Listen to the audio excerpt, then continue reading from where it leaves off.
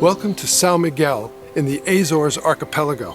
Now these 9 islands sit smack dab in the middle of the Atlantic and are often referred to as the Hawaii of the Atlantic. Now I've been fortunate enough to come here several times during the high season, but I wanted to come back in the dead of winter to see what it was like to take advantage of those low package off-season fares.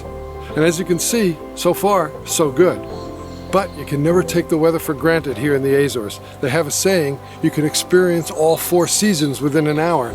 And indeed, I've seen that in real life. Well, I'm going to take you all around the island and show you what you can do in the off-season here on Sao Miguel. Stay with me. Now, one of the advantages of being here in the off-season is you get to see certain cultural events that don't happen during the summer.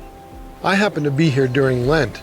And this is a time of a very devout pilgrimage of groups of men called Romeros, who make a walking circuit 8 days around the island. We had an opportunity to catch up with them in a few places. The Romeros is a tradition unique to Sao Miguel. Dating back to the mid-16th century, when a series of earthquakes and volcanic eruptions inspired the devoutly Catholic inhabitants to petition God for blessings against further demonstrations of nature's wrath. In a showing of humility and devotion, groups of men started walking up and around the volcanic mountains, making crosswise patterns to stop and pray in each village, speaking little and reflecting on how good God has been to them. To this day, the Romeros, all males ranging in age from about 10 on up, set out on foot during the months of February and March. In groups of 30 to 200, they walk in a clockwise direction around the island. On their journey, they visit churches and chapels, all the while praying the rosary and singing religious songs. These devout men and boys travel with no food, no money, and no personal belongings, except the clothes on their back, a traditional brightly colored checkered shawl, and a rosary around their neck or in their hand.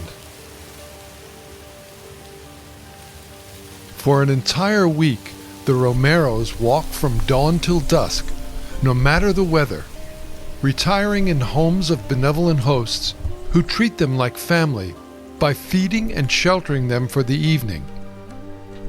Their very presence is considered a blessing upon the houses they enter. If there are no houses available, they find a local church and sleep on the floor.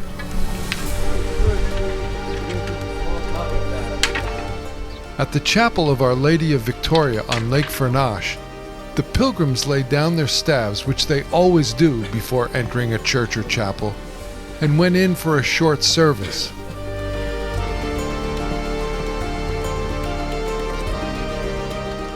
By the end of the week, they will have walked close to 350 kilometers and prayed at dozens of churches. In the course of 1 month, every village will have seen their group of Romeros circumnavigate the island, praying and bestowing blessings on their behalf. They have a poem that they read.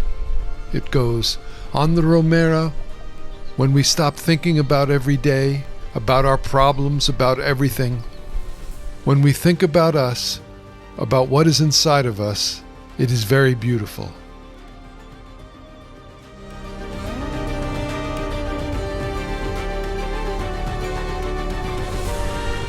Then, as a thick fog rolled in, the priest washed the feet of each and every pilgrim in a display of piety and respect I'd never seen before.